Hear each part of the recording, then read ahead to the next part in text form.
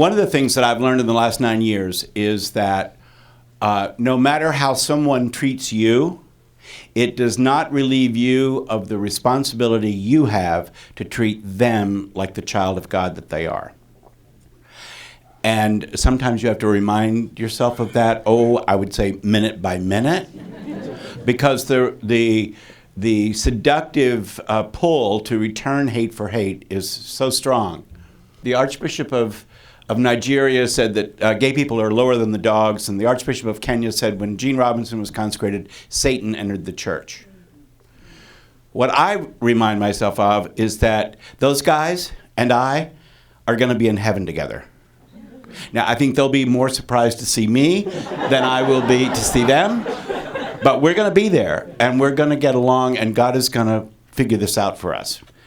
In the meantime, which is what you're talking about, it seems to me that we have to remember that we have far more in common than we have that separates us, that we don't have to agree about this right now, and that we dare not put this one issue above all the things that we believe, because that's idolatry, isn't it?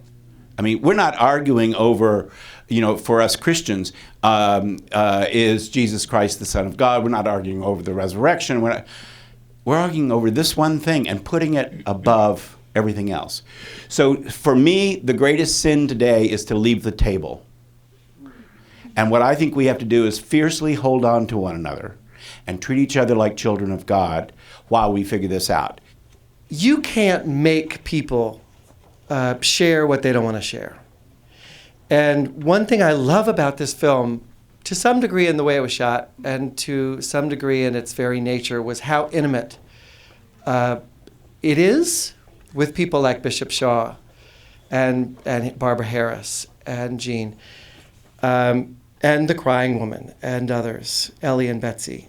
But what was extraordinary, and hats off to your husband and daughters. His daughter Ella is a kick-ass publicist. And so when I was trying to crack her, she was just, like the professional she is, giving me back the messaging that was, infuriating for me. But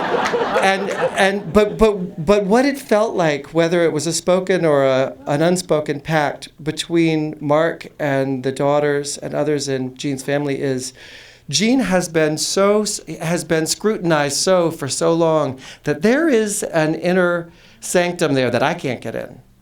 And that once I recognized its necessity in Jean's well-being, I didn't want to go there.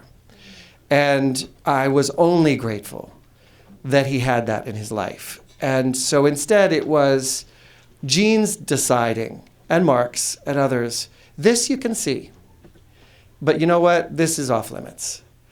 That which we show was that which people wanted revealed. It was extraordinary when Bishop Shaw told me he was gay, quite early in the film.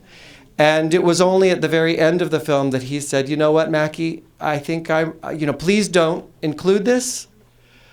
Come back to me and tell me when you're done, and we'll decide together whether or not to include this.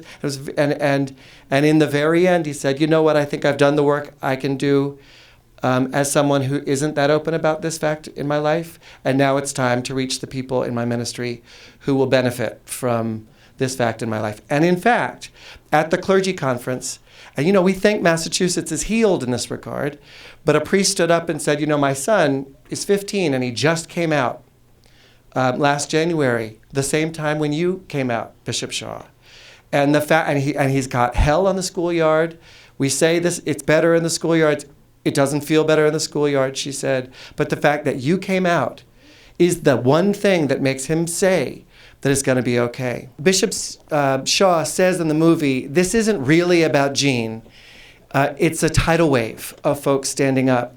And when you said that the crying woman in the film and others weren't here 15 years ago, it is because all those folks stood up. When I went to General Convention in 2009 and set up my camera crew, the smartest people in the house said, Macky, nothing is going to happen this time.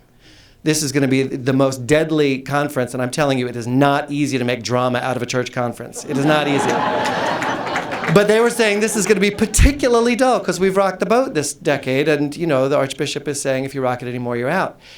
And it was because not Jean's testimony this time, though I think Jean was the catalytic leader for everybody else's, but this just groundswell of folks standing up and revealing our humanity and the legitimacy of the way we love. And so I